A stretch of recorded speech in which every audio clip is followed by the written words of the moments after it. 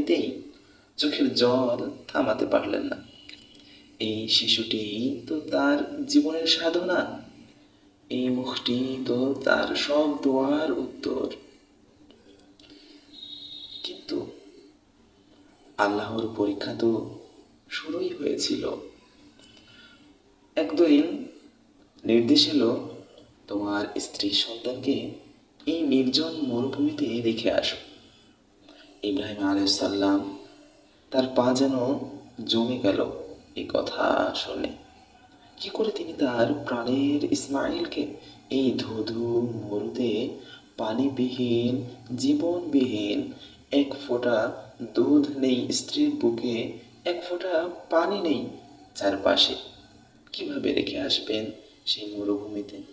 তবুও তিনি ফিরে তাকালেন না। পেছন থেকে শুধু শুনতে পেলেন ছোট্ট ইসমাইলের কান্নার আওয়াজ এবং স্ত্রী হাজেরার ফুঁপিয়ে ফুঁপিয়ে কাদার আওয়াজ। তিনি নিজের বুকে পাথর চাপা দিয়ে নিজের সন্তান এবং স্ত্রীকে মরুভূমিতে রেখে আসলেন। বছরের পর বছর পার হয়ে গেল। ইসমাইল আলাইহিসসালাম এখন তরুণ। ইব্রাহিম আলাইহিসসালামের